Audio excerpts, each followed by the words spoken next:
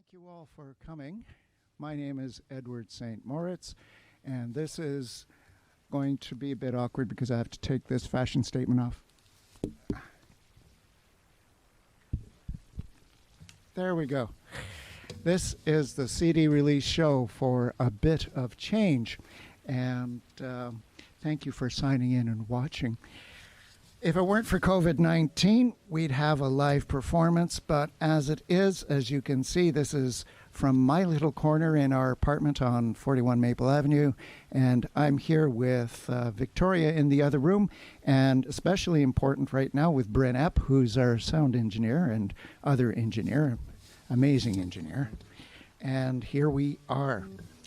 So, I'd like to first of all acknowledge that this place that we're recording on is indigenous territory, and in particular it's the territory of the Haudenosaunee, the Iroquois, the Ojibwe, Chippewa, and Anishinaabeg, and this territory is covered by the Upper Canada Treaties. I'm especially sensitive to this kind of thing because I'm a first generation of Dutch and Indonesian parents, and I deeply appreciate the land that the indigenous nations have kept in their stewardship despite the ravages of colonization. I'm keenly aware that this land does not belong to me, or as if I could or would want to own it. I'm a settler, and I'm learning how to be a steward as well. This CD would not have been possible without the amazing support, skill, and patience of you, the audience, and so many others. Shout outs to Ray Dillard, who will make an appearance later, to Victoria, my gearhead spouse and partner, to, again, Bryn Epp, our engineer for the evening, to Laura Frederick, the photographer, to Linda LaForge for the graphics, to the recording and sponsoring audience that were there during the recording, and also to the Canada Council for the Arts that graciously supported the finishing of this record. I appreciate this and thank you so much. A few housekeeping things. You can download the album at Edward St Moritz Bandcamp or buy one direct through snail mail. You can direct message me on Facebook. And you can consider following me on my Facebook page, The Library of the Muses, or support me through my Patreon page. And also you'll see occasionally a little scroll at the bottom of the page here that says tip jar. You can donate as you will to my email address, and that goes into my bank, and as you feel so inclined, you can do that, and I will be most appreciative of that as well. Anyway, bathrooms are over there. Emergency exits are over the wings, and in case we lose air pressure in the cabins, you guys go and fight with each other for the 3 remaining masks. On to the show. This is the title track.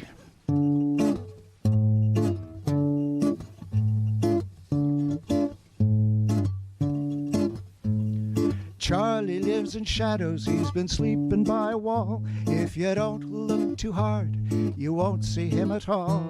Smells like dying shrimp, coughs out a lump or two, talks like his throat was busted back in '62. He used to be so sober, he used to be so clean. He wore the shoes the workers wear, spinning the machine. He lost it, all his reasons for a reasonable life, his work and God and children and his all too faithful wife. Looking for his inner self, he fell out of his body. An epic epidemic of rage, panicked flight, faking his floundering into a mortgaged future. But future will not care, past forgot her tears, and present's begging for a bit of change. He sits down on the curb, pukes out a chicken pie, wipes a sleeve across his face, stares into the sky. Poor choices, some might say, poverty of choice, say more. While drinks, stink, and government ink bolt damn near every door. Losing his inner self, he falls out of his body. An epic epidemic of rage, panicked flight, making his younger years into imagined futures. But future will not care, past forgot her tears, present's begging for a bit of change. Charlie lived in shadows, they found him by a wall. If you didn't look too hard, you saw nothing at all. Call it fate or choice, he was alone, no one wept. A welfare ticket bought his grave, nothing left. Looking for his inner self, he fell out of his body. An epic epidemic of rage, panicked flight, crashed in a drunken haze, pissed of the future. But future will not care, past forgot her tears, present's begging for a bit of change. Future will not care, past forgot her tears, present's begging for a bit of change. Begging for a bit of change. Begging for a bit of change.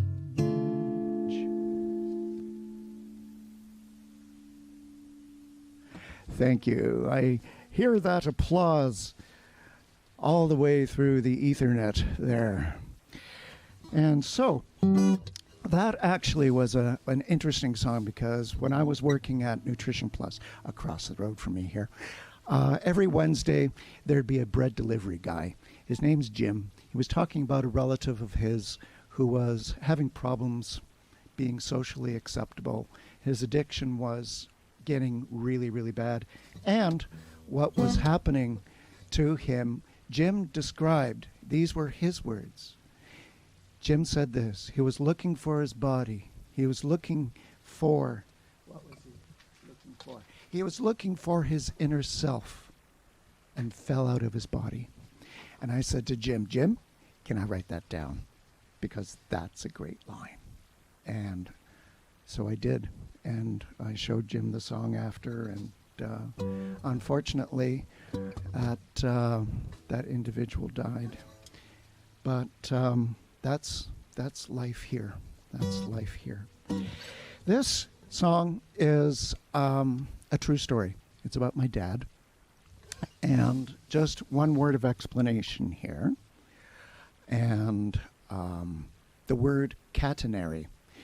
Catenary is what a chain does when it's suspended between 2 points, or what a rope does when it's suspended between 2 points.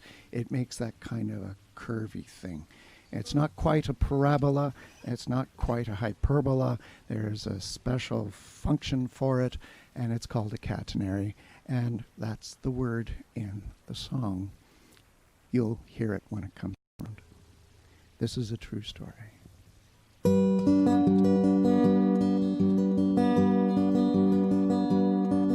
Sometimes on Sunday morning, at his cottage by the lake, my father took a cable out, hung it between the stakes.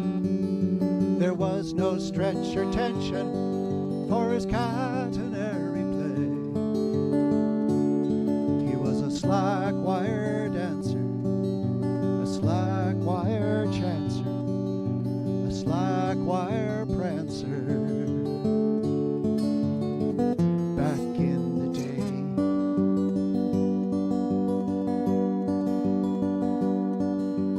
Dutch army recruited, he was the company cook. Their circus saw him practice, one set was all it took. Balancing with one-leg chairs, a table set with wine.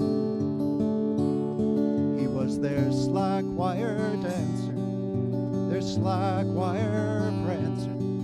They cheered their entrancer. One more time.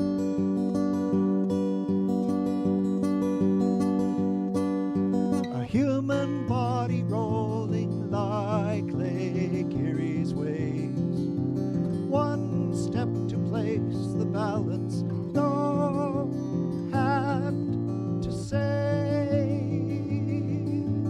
Don't look down. My father and my mother came to this Canadian grace, but the center of their family shifted out of place. Whatever dreams they may have had slipped through the cracks of life. They were slack wire dancers, slack wire chancers, one after another, fell into night.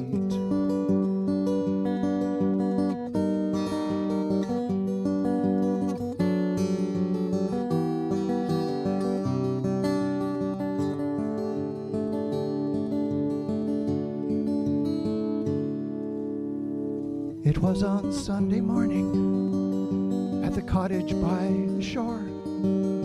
My father took a cable out, but not anymore.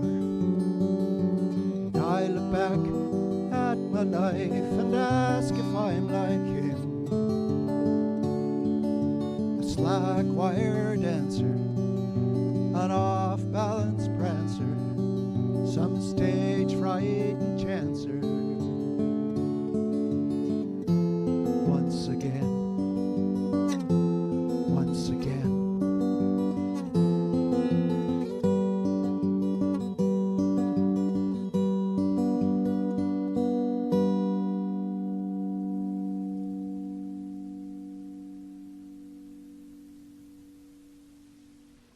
Thank you. So, right now we're going to do a bit of a different thing. It's not just live streaming. I've got some pre-recorded material here, and this was taken by Victoria at a concert that we had at St. Thomas Anglican Church in Shanty Bay. Shout out to Reverend Shandor and Debbie McKay for putting that together. And this is a song about me having a heart attack on New Year's Eve between 2016 2017. And here we go.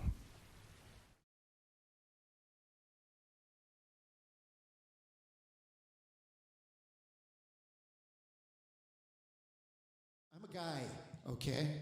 I'm really good at denying internal pain. And yes, I missed out on a barbecued maple glazed salmon that night. And I kept on saying, I'm okay, I'm good. And it's just, no. 911 did not agree.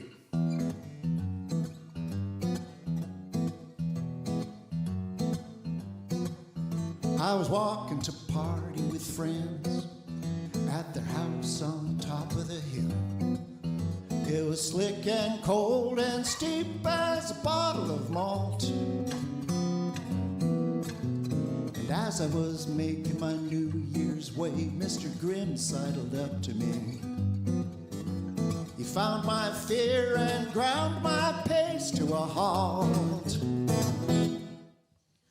He looked me over with his one good eye, and I glared back with both of mine. There was a chip on his shoulder the size of an old rotten cross. He said, I know you, you know me. Got away 7 years ago. Let's dance to the top and see who takes the loss. Boogie with the Reaper. Boogie to the Reaper's delight. Boogie with the Reaper. You're coming with me tonight. Now, like any good blues song, there's, kind of a little echo in the chorus. You'll get it the next time it comes around. I had to get to the top before the dance was done, or I'd fall like stone on the snow. I started my move and he put his hand into my chest. He didn't have to press and he didn't have to lead. He just threw an anvil on my ribs. A meat-filled mouth said, this is for the best. You're gonna boogie with the Reaper. Boogie to the Reaper's delight. Very good. Boogie with the Reaper. Coming with me tonight. One more time. Boogie with the Reaper. Boogie with the Reaper tonight. Boogie with the Reaper. Coming with me tonight.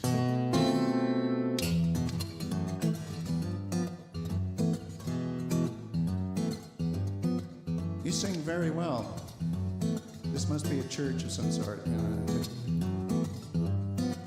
It was a do-si-do and pirouette, a foxtrot drive away from there.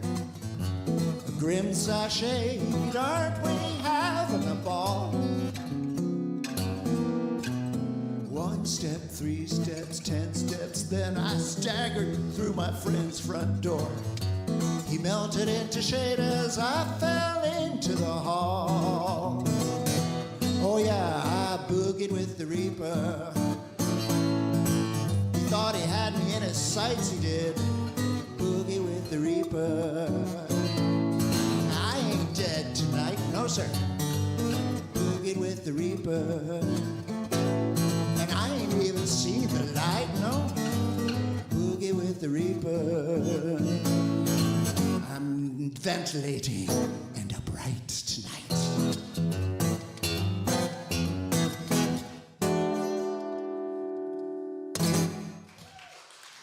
Thank you.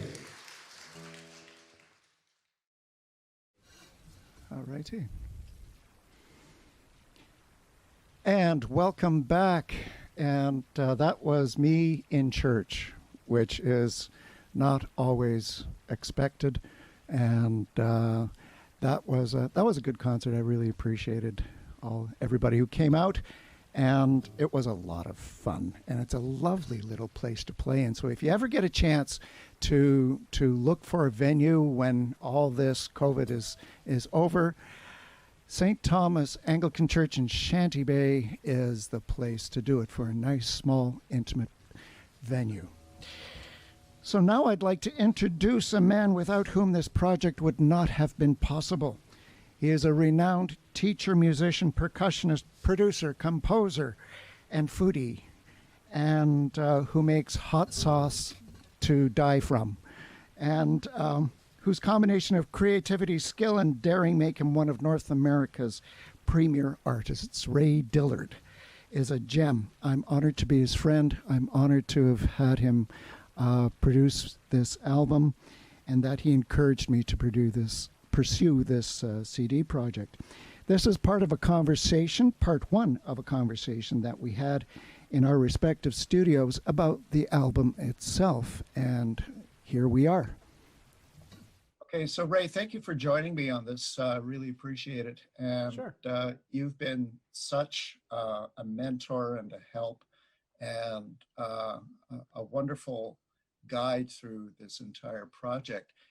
So this album, A Bit of Change, I'd like you to tell me and our viewers, what is this? What is this thing? A highly controlled live recording. That's what this is. Sure. Aren't they all? Well, no, not really, because most recordings in the modern era are not really live. I wouldn't classify them as controlled live records. So yeah, this is a very unique thing in that it's as close as we can get to a live recording, but still have tremendous studio style control. But we also had a bit of a different angle to this, didn't we? Well, that's the term live recording. Let me examine that word for a minute. When I say live recording, I don't so much mean that you were alive, because that's clear and obvious, you were alive. And I don't so much mean that you were playing by yourself, because there are no other instruments or singers on the album. That's obvious. I'm talking about the fact that there was an audience. To me, that makes it a live recording. Like there's people interacting visually, at least, with you in the studio, and calculating it about, they would have barely been socially distanced away from you. They might have just made the 2 meter mark. They were that close to you. And they were also wearing headphones with the exact same mix in the headphones that you and I were hearing as we worked on the recording.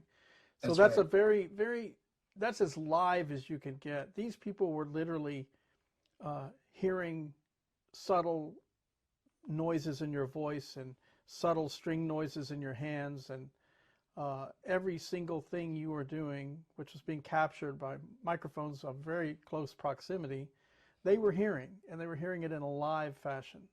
So this was really a live recording, but with tremendous control.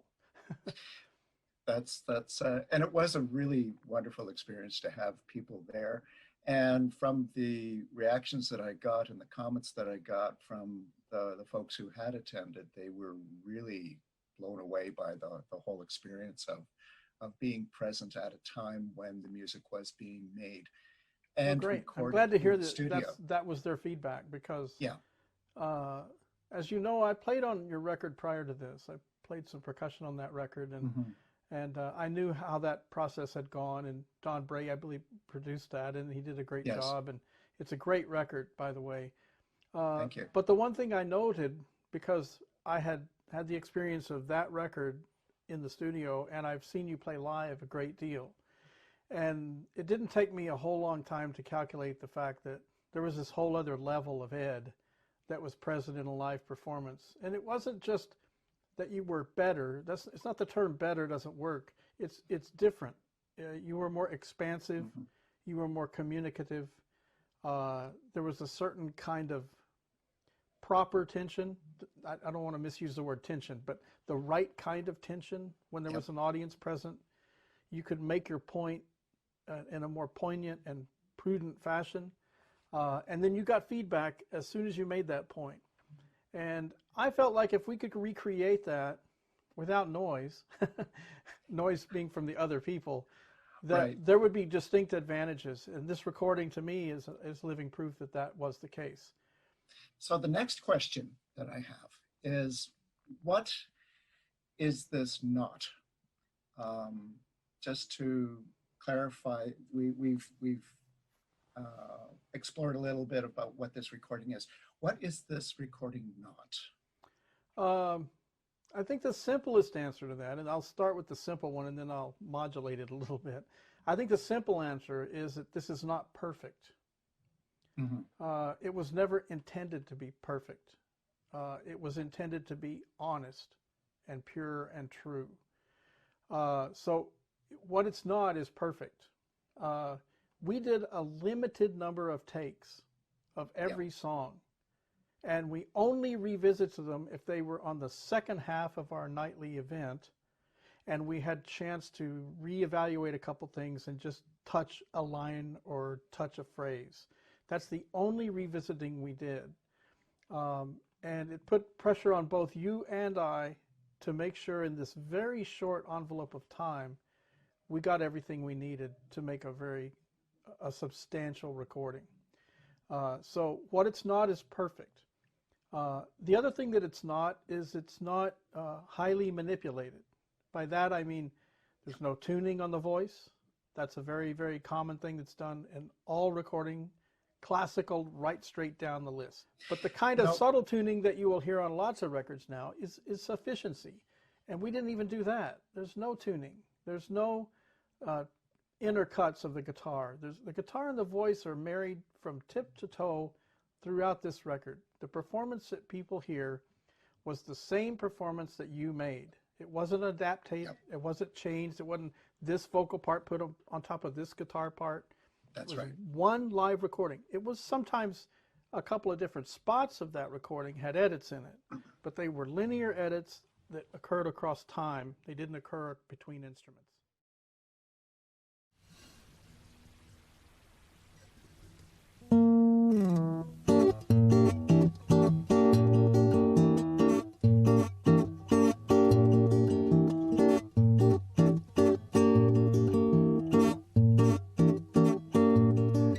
You say time moves slow at the end of a boring day. They say time's too fast in love or going gray. Others say time passes, fancies in your mind. I say time to quit worrying about the time. Capitalist hours punched in on the clock. Olympic seconds sliced in hundreds.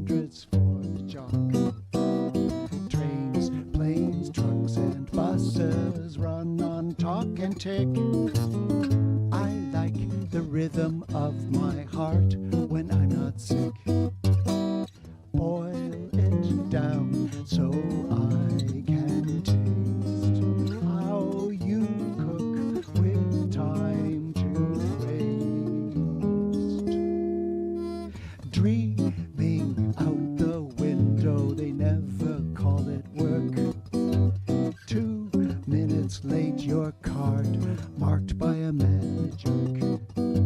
Late for meeting, late for supper, late for school. Who made the hours into an iron rule? All we have is one thing, then another two.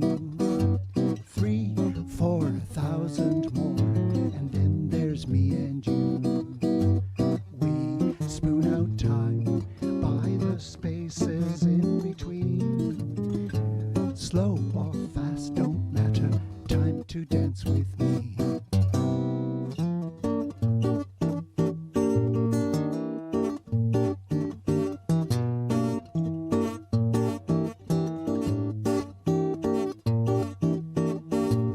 Slow or fast don't matter, time to dance with me. And that was a little bit of fooling around with time, not the spice. Now, this next song was one of those 12:30 in the morning kind of things, and all of a sudden I had this image, these words.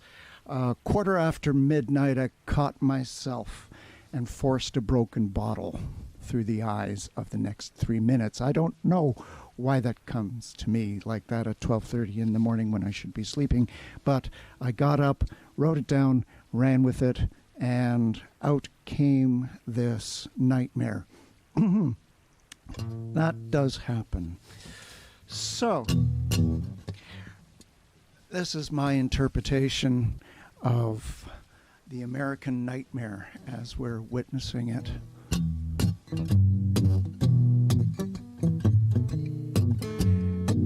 And you know what I'm going to do? I'm going to put my cans on.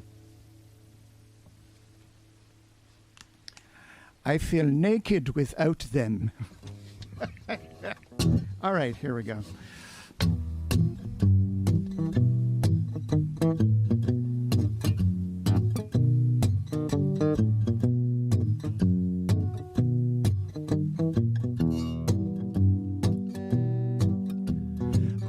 After midnight, I caught myself, forced a broken bottle through the eyes of the next 3 minutes. Disfigured time for the next hearse home. I took out the Panthers to piss on the chrome of the sleeping rich. It was all I could do, with nothing to say. There's no time like a prophet's yesterday.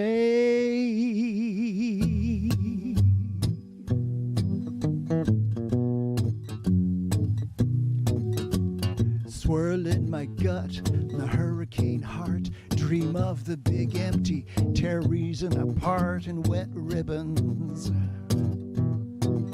There's a psychopath gouging out the social contract, where white and black means no going back to his good old days. It was all I could do, with something to say.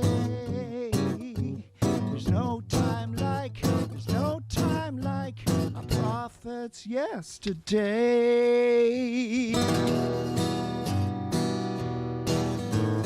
Slouching beast, the Hydra hate. Take the helm of that shithole state, oh, it's foundering fast. White wheelhouse stained with blood and fear, and anybody other don't belong there. They're not like us, and they don't like us. Fires of doubters burn the West dry. Fires of love leave the moon too high. The shadow of the valley turns in the middle of the sea. Oh, it's coming for you, it's coming for me. The water is rising, my sweet young things. High water, dark and astonishing. You'll use your plastic to slice your wrist till your Bible falls from your cold, dead fist.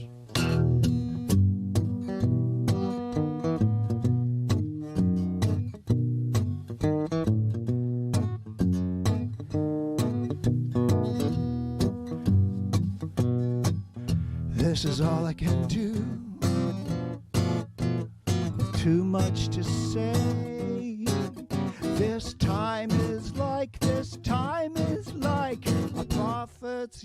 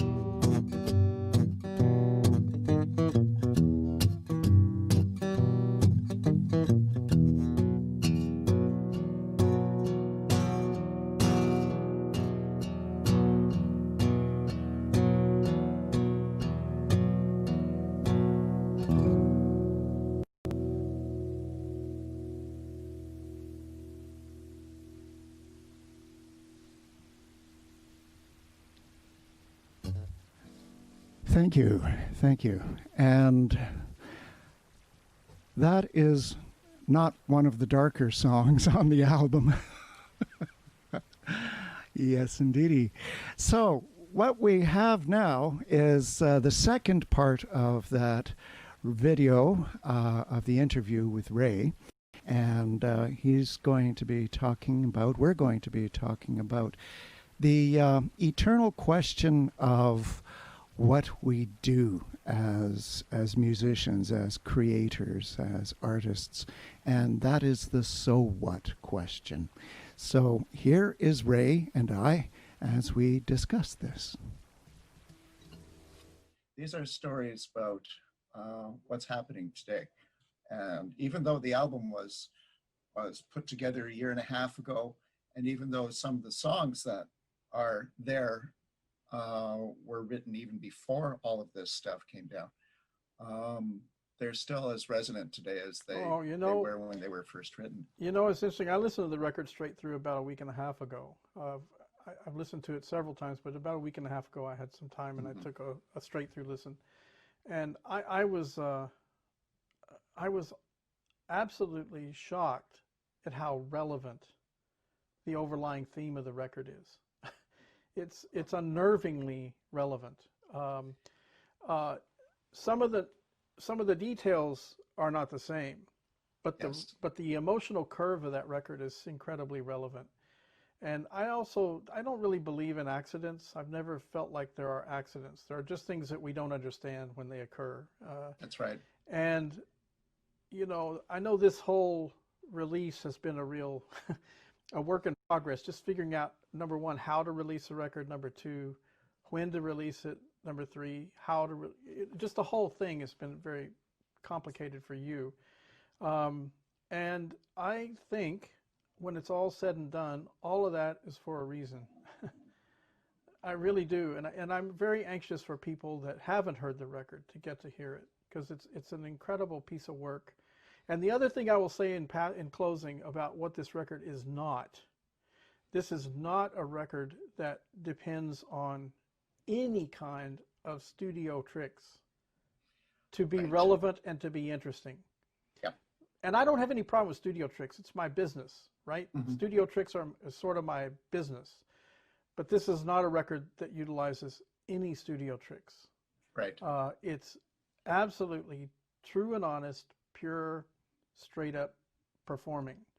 And it's a great documentation of performances. It's not a studio tricked up record.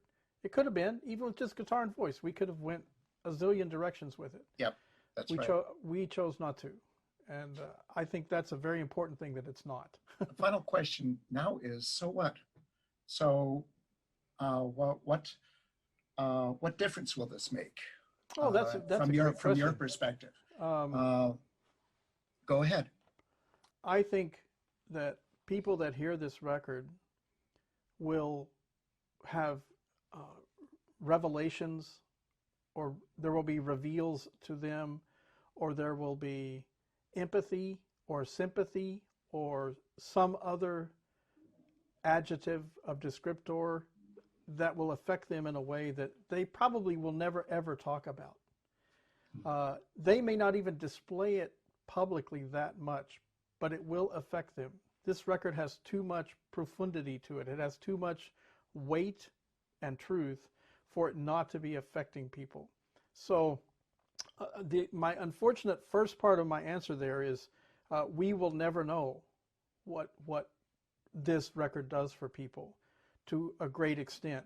Maybe a few isolated examples, somebody will contact you or me or somebody and tell us something about how that song really touched me, or I really related to that, or, you know, we may have some examples of that. But my opinion is that's the tip of the iceberg, because a lot of people will have experiences that they never talk about. They will have realizations or iterations in their heads that they never go public with, but it will profoundly affect them. I would even be so bold as to say there's a almost guarantee that anyone that listens to the whole record at least 3 times, there will be an element of empathy, improved empathy in that human being. And my God, do we ever need that right now? Oh, do boy, we ever need an improved empathy scale? You know, if something can provide people with a personal directive to become more empathetic, to sympathetic and full of empathy for situations that they maybe have never thought too much about, this is the time for it. And I can't imagine 3 listenings of your record not having that effect on absolutely everybody that hears it to some extent. You know? Well, that's a really good place to end, and a really deep place to end, but also a place where all of us can look forward to when we are listening to this record. And after this, we're going to be finishing off the final half of or could be the third, depending on how I edit this thing down. It certainly will give a good perspective on the songs that I'm going to be performing at the end of this. So, Ray, thank you so much for it's my pleasure. agreeing to do this. I wish we could have had a big party and a big social time, and we could all sit around and relate to this incredible record you've made. But there will be time for that. There will be time. There will be a time for that. And again, thanks again, Ray. And my pleasure. We're going to sign off now, and we're going to go to the second half of the release. So thanks. Bye-bye. Bye. And that finishes that interview, a wonderful little talk that we shared between Ray Dillard and myself. Ray Dillard being the producer of my album, Bit of Change, which is available on Bandcamp. If you go to Bandcamp Edward St Moritz, or the other way around actually, edwardstmoritz.bandcamp.com/releases, you can purchase the downloads there. You can also go to my website, do the same thing. And also you'll find that, as you have noticed, there is a little scroll on the bottom saying tip jar. I've already had one response to that. Thank you so much, David. Really appreciate your generosity there. And what we're going to do now, by the way, the tip jar, you can just send it as an e-transfer through to my email, and it will be most graciously and gratefully received. Right now, we're going to have a bit of a pre-recorded thing. It's a slideshow, this is taken directly from the album. It's a place in Newfoundland on Conception Bay called Paradise, and yes, it is that, just that. It gives a pretty good indication of what the place is like. If I die, I want my ashes to be scattered somewhere along the trail between Paradise and Torbay Beach. So it was summer. It was 2012. It was Conception Bay, Newfoundland, Labrador. Terry Riley, the teddy bear man, on his deck in memories. Thank you to Besh. Thank you to Kellyanne Bashara. Thank you especially to Barbara and to Paul Benza and to all the new friends that I made out there. So that was 2012. That was 8 years ago. Oh, my God. We visited back there about 3 years ago, too, so we had a wonderful time with them again. It was a summer to remember. So this is Paradise Found, and just revel in it. It's a beautiful place.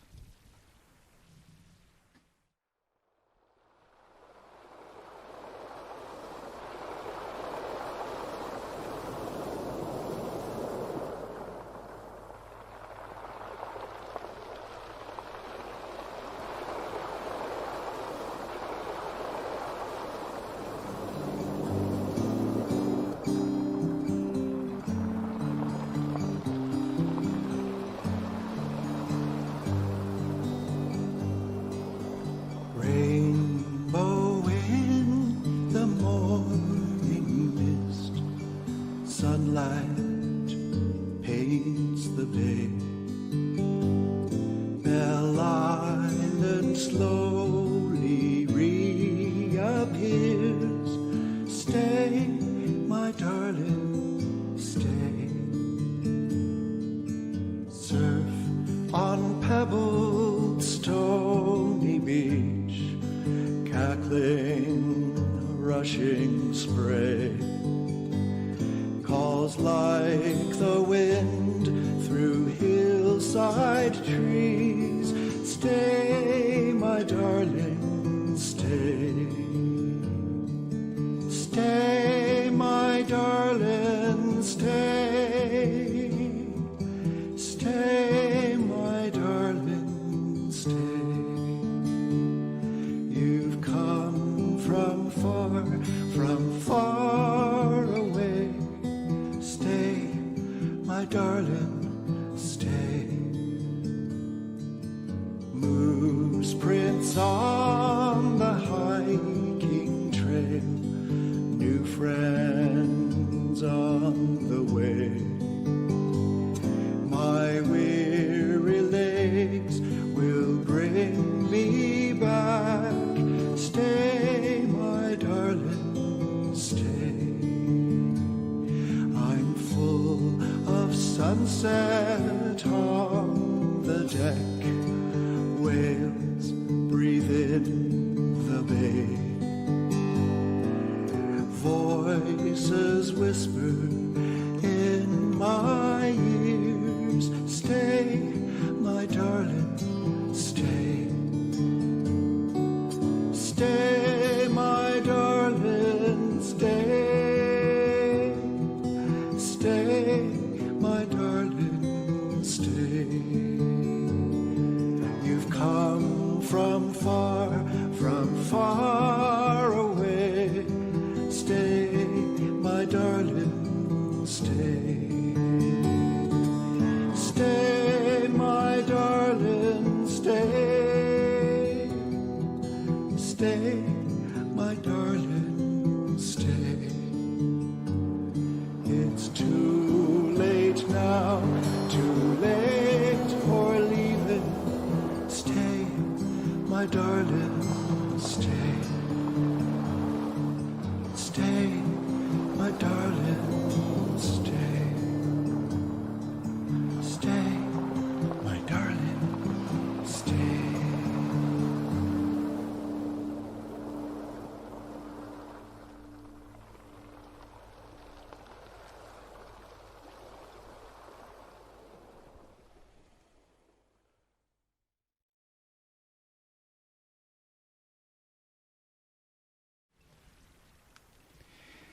And welcome back from Newfoundland.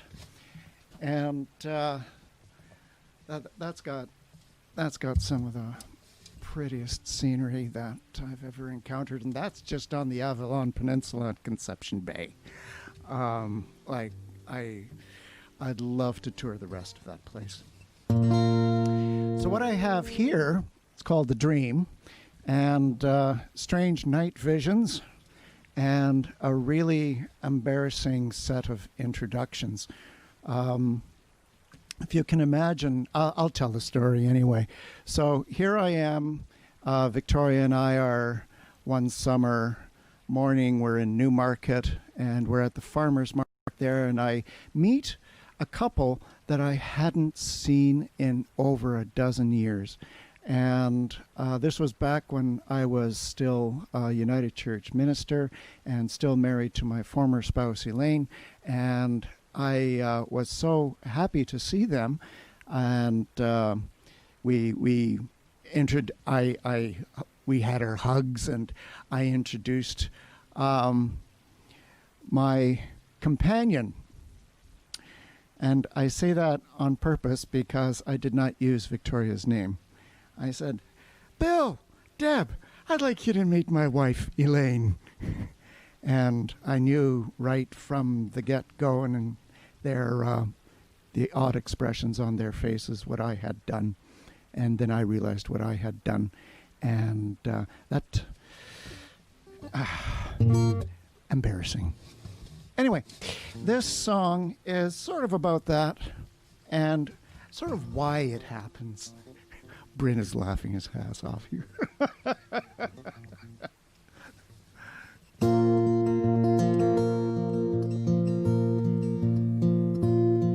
Some days my heart is white water wave. Some nights my heart is delta barge. Sometimes it feels like toddler's fist. Can a thing so small love so large? Sometimes my heart is exile slave. It whispers and screams some refugee song. Somewhere there's a piece I must have missed. Can a thing so lost love so strong? Your name comes to my lips unbidden when I introduce my lover to friends. Then I dream of you unhidden. I kiss you and weep. I weep in a river, and this river never ends. La da da da da da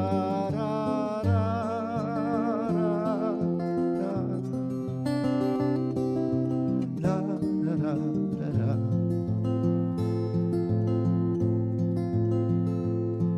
Much to my sweet consternation, someone finds my precious jail.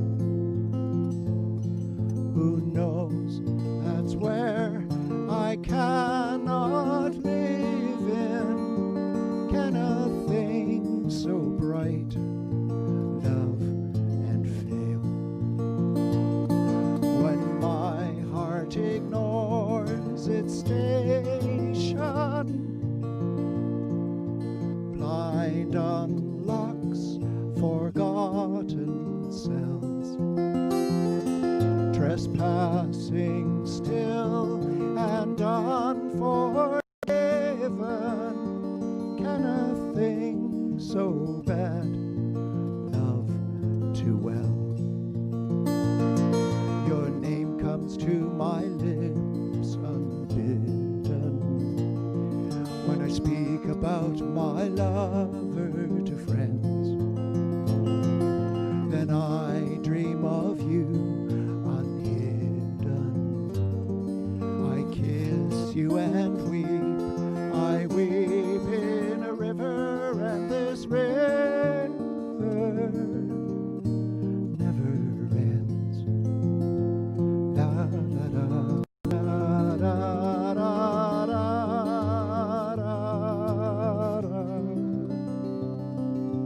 La, da, da, da, da, da, da, da, da.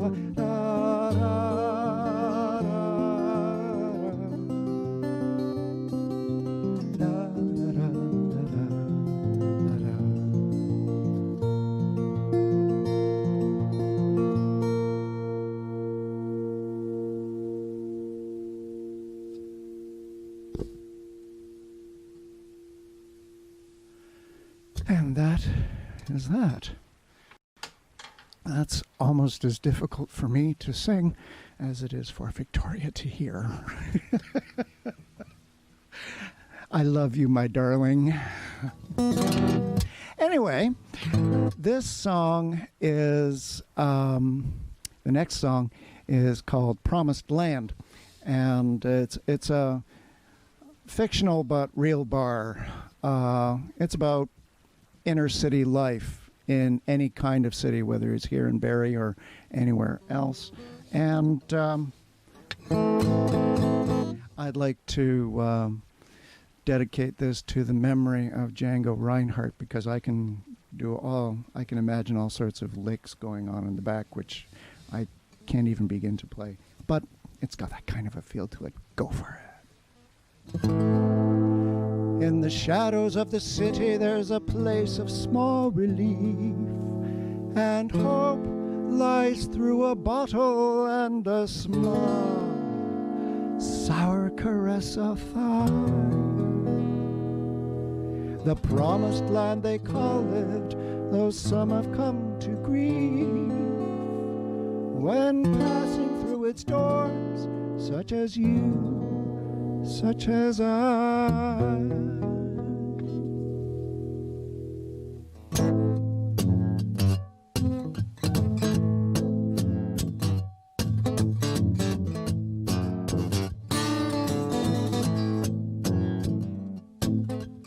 Late last night, summer in the city, a pretty, pretty boy took me by the hand, talked me up, shook me down. We were going to the promised land. That bar was hot, the food not so much. Lights all faded and the band played loud. Someone hit me from behind, and everything lost in the dancing crowd. Don't go to the promised land. Don't let nobody ever take you there. They feed you lies, they strip you bare.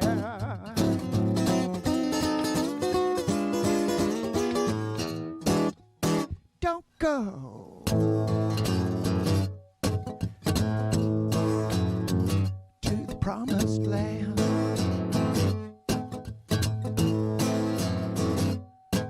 Well, that milk and honey had a back alley door, and puke and piss washed in the nose, and I tried to stand with 3 cracked ribs, and tried to remember my way back home. Tripping on the curb. Christ, this breathing hurts.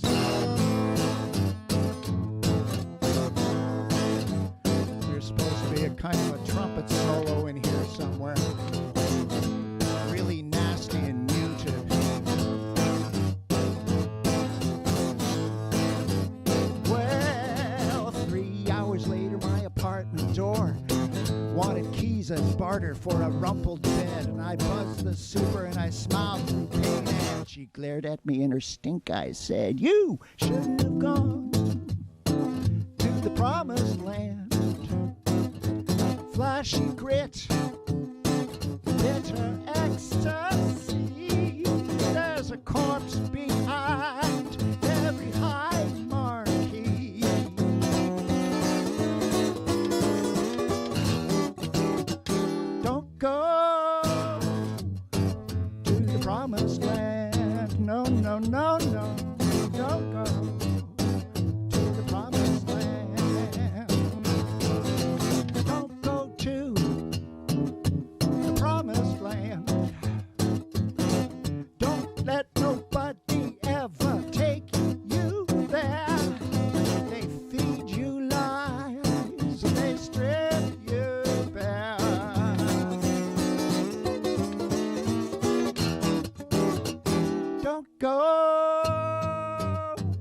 to the promised land.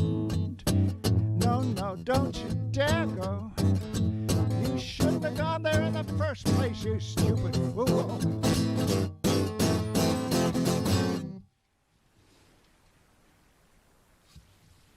And that is that. Well, ladies and gentlemen, I'm looking at the time, and it is almost done. My God, you've been with me for an hour, and I love you, I love you, I love you.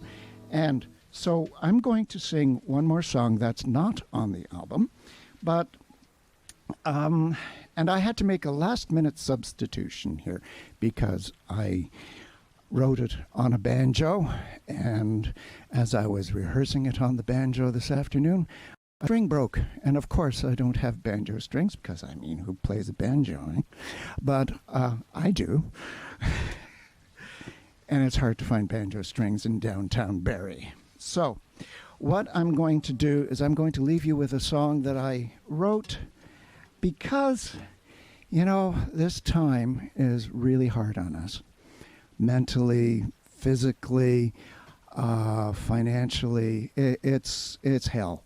And so I wrote this song keeping in mind what this does to us, but also what we can do for each other.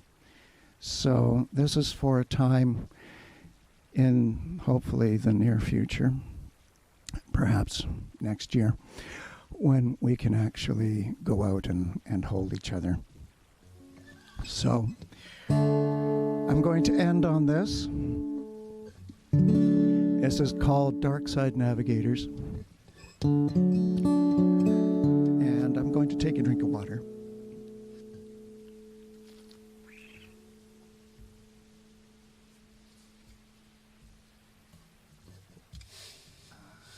There we go.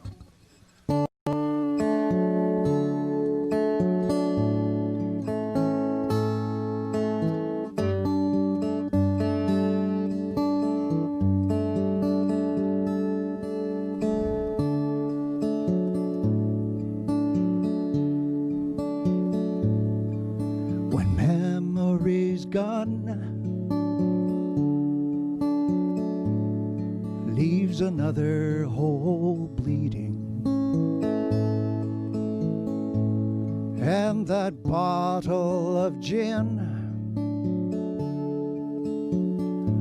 lies about where you're heading. When that outbuilding's rafter whispers you're hereafter,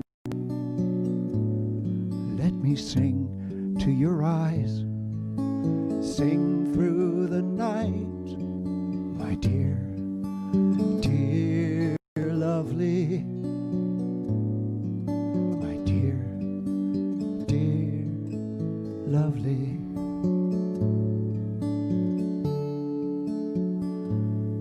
When the grief of the world is a stone in your throat, and the blood of the poor runs red in the streets, and the forests are flame, and the leaders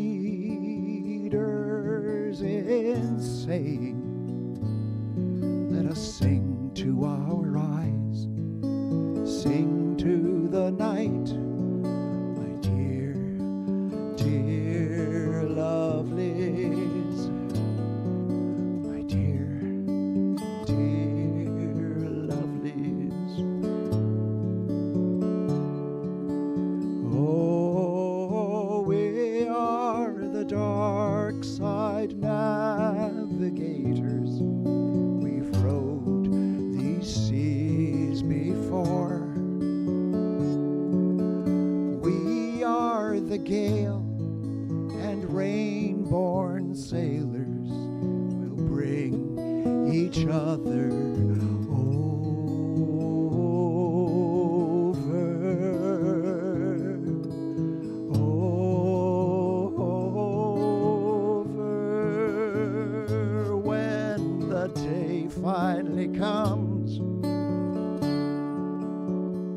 and false powers of might. Shatter on breakwaters, built with our songs. When skin and belief no longer find grief, we'll sing soft to our eyes, we'll sing through the night. My dear, dear lovelies, my dear, dear lovelies, each one of us knows the time of small light. Sing through the dark, we'll hold on tight. My dear, dear lovelies, my dear, dear lovelies, my dears.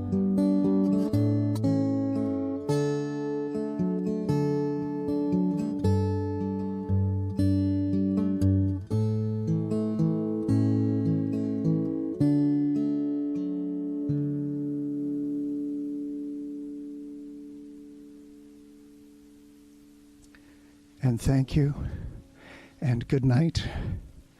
And this has been fun. This has been so much fun. I'd like to thank everyone. The credits are going to go up, but especially right now, I'd like to thank the guy behind the mask and the headphones and the computer who's twiddling all the dials and pushing all the buttons, Mr. Bryn Epp. And Cassandra, thank you for lending him to us tonight. Really appreciate that. And again, Ray Dillard, again, all my friends in Newfoundland, a shout out to Terry Riley, and to Victoria, who's in the next room listening to all of this, to all of you who have watched and seen this online release for A Bit of Change, which you can get online, or I can snail mail you a copy in those nice little puffy packages if you direct message me with your address. And so, again, I am most grateful to have had the privilege of doing this, and grace to you all. Stay healthy. Keep 6 feet apart, at least, anyway, with masks. Wear the mask. And, yeah, we'll see each other when all this is over. Bless you. Mwah.